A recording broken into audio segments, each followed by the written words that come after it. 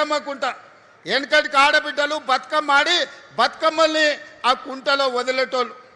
BRS నాయకులు Amberpet incharge ఎట్ల సుధాకర్ రెడ్డి అని ఆ బతుకమ్మ కుంట 15 ఎకరాలు కబ్జా పెట్టుకొని కేసీఆర్ వచ్చినప్పుడు హెలికాప్టర్లో గులాబీ పూలు జల్లిండని ఆ 15 ఎకరాల బతుకమ్మ కుంట ఆ ఎడ్ల సుధాకర్ అన్నట్టు ఆయనకు రాసిచ్చిండు.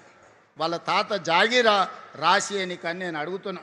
ఆడబిడ్డలు బతుకమ్మలు ఆడుకొని బతుకమ్మలు వదిలే బతుకమ్మ కుంటను దుర్మార్గులు చెరబడితే ఈనాడు నిర్దాక్షిణ్యంగా ఆ అక్రమార్కుల పని బట్టి ఈనాడు బతుకమ్మ కుంటను పునరుద్ధరించడం.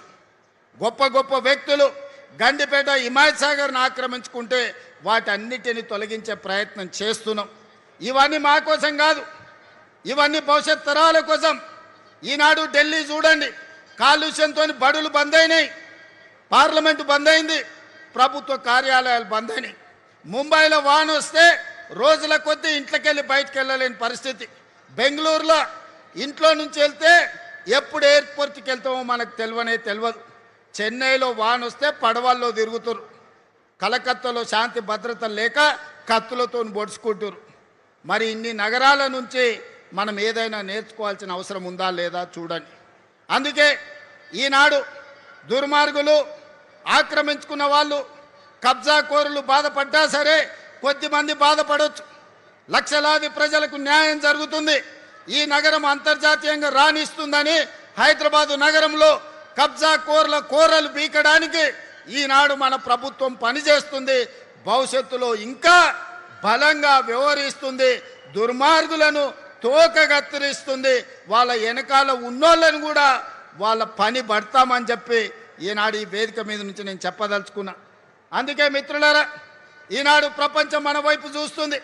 చరిత్రలో జూన్ 10, 2026 తారీఖు చరిత్రలో సువర్ణ అక్షరాలతో లిఖించబోతున్నాం.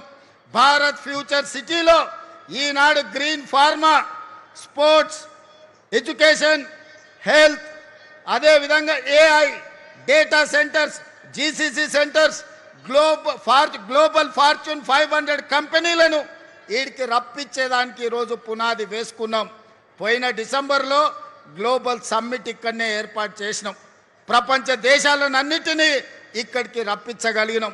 మళ్ళీ డిసెంబర్లో గ్లోబల్ సమ్మిట్ను మా శ్రీధర్ బాబు గారి నేతృత్వంలో అద్భుతంగా నిర్వహించి ఇక్కడికి ప్రపంచ దేశాలను రప్పించడమే కాదు, వాళ్ళ పెట్టుబడులను ఆకర్షించి మన స్కిల్స్ యూనివర్సిటీలో మన ATCలలో చదువుకున్న వాళ్ళకు లక్షలాది మందికి ఉద్యోగ ఉపాధి అవకాశాలు కల్పిస్తాం.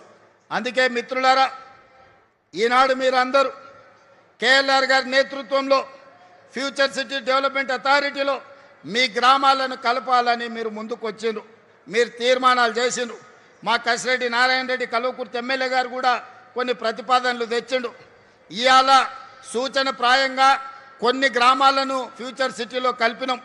భవిష్యత్తులో కార్యాలయం ఇక్కడనే ఉంటుంది.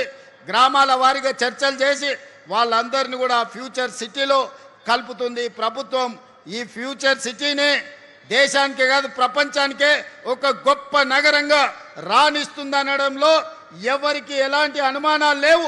అడ్డుపట్టునోళ్ళు అడ్డం పడ్డోళ్లను అడ్డంగా తొక్కుకుంటూ పోతారు. ఈ ప్రాంత రైతాంగం, ఈ ప్రాంత ప్రజలు ఈ నగరాన్ని వాళ్ళే కాపాడుకుంటారు, ఈ నగరాన్ని వాళ్ళే నిర్మించుకుంటారు.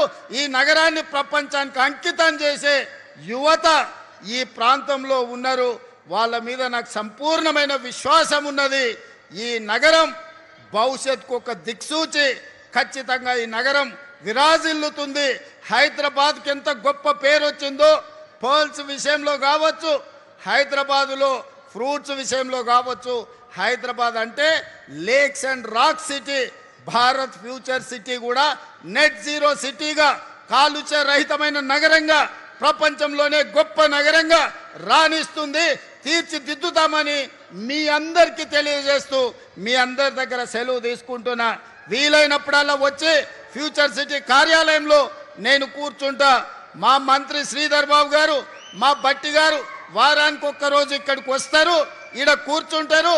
మీ సమస్యలు ఏమున్నా అడిగి తెలుసుకుంటారు, వాటిని పరిష్కరించే విధంగా ముందుకు వెళ్తారని తెలియజేస్తూ మీ అందరి దగ్గర సెలవు తీసుకుంటున్న ధన్యవాదాలు మిత్రులారా.